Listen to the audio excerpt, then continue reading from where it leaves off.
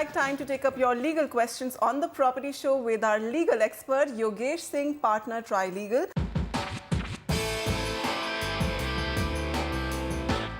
Yogesh, thank you so much for joining us.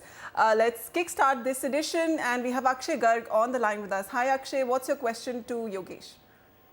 Yeah, hi Vasudha. Hi Yogesh sir. I actually have a question regarding one property which I have recently bought in Sector 1, Vasundhara, Ghaziabad.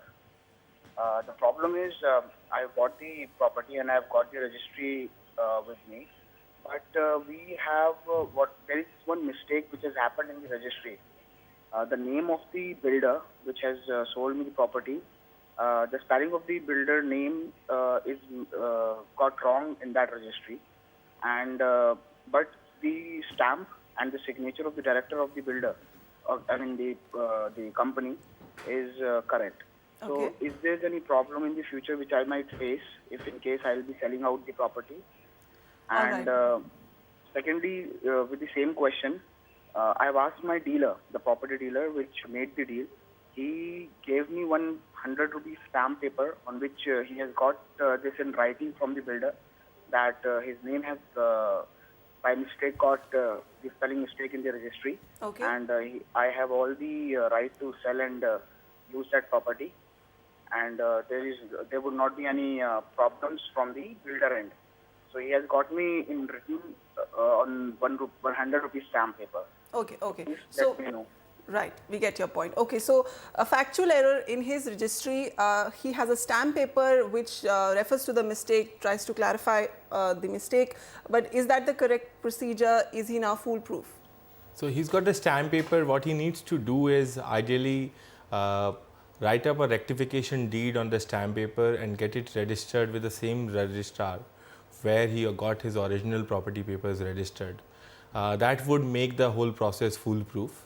In the absence of that, getting a declaration from the builder that the name was an inadvertent error should also generally work. But if you want a foolproof recourse or a solution, then I would suggest get a rectification deed executed and get it registered. The stamp duty and the registration fees for such a rectification is fairly nominal.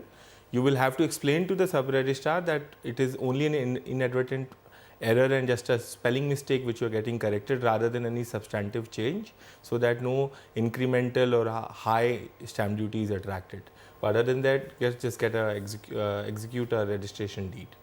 Okay, so it's a rectification deed that you need to look at. Okay, next we have an email by Mohan Rangan. He writes, there are 100 people who invested in a project by Jain's Housing in Bangalore. It's a 7-year-old project and there are about 50 villas which have been left unfinished. The clubhouse is also under construction. Buyers have either paid in full or in partial. There has been no communication from the builder on when he plans to complete this project. They approached CREDAI but no response from the industry body. Mohan Rangan says senior citizens with no regular income have invested in this property and they cannot fight a continuous legal battle. The builder is also not entertaining any request for a refund. What should they do? Yogesh, any recourse outside courts for them? So outside courts, I think the remedy that they really have is they can write to the local authorities, write to their local MLA, get them involved and try and apply some pressure on the builder. But other than that, I think given the situation where they are, it is very likely they will need to adopt one or the other legal recourses where they have plenty of options. Okay, and I'm sure the state's local laws, apartment ownership laws, will have some kind of recourse, some kind of Yes. penalty clause for them. Yes. So under the Karnataka Flat Ownership Act, there is a specific provision where in such case, in a case of a delay of handover of possession, the flat owners have the right to claim a refund along with a simple interest of 9%.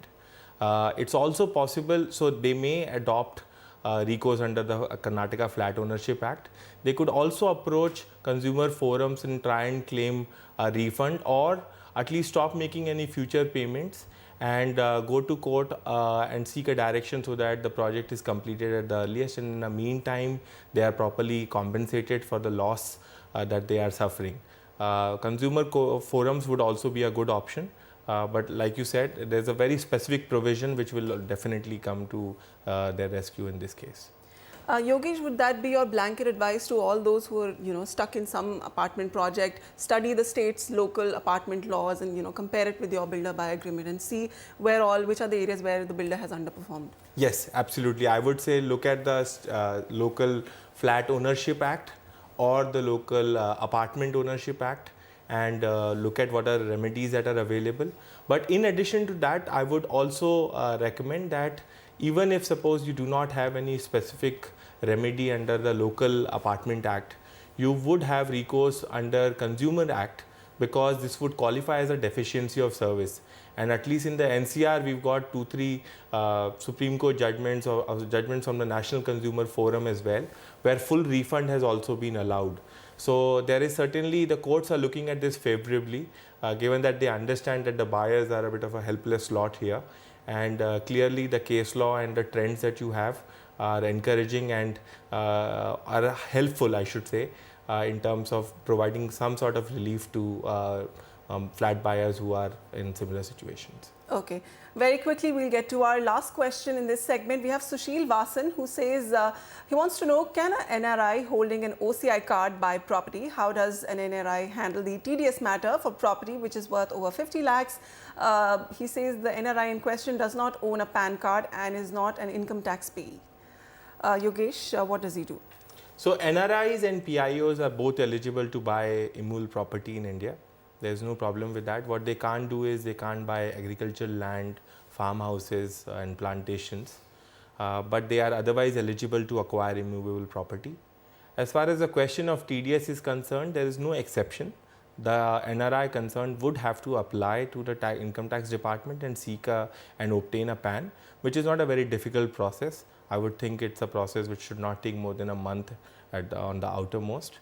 Also, as far as concerns regarding if the NRI holds a PAN, does that mandate tax filing or paying tax in India is concerned, I should clarify that the holding of a PAN itself does not lead to tax liability in India. So therefore, the NRI can buy the property, but they should obtain the PAN in advance.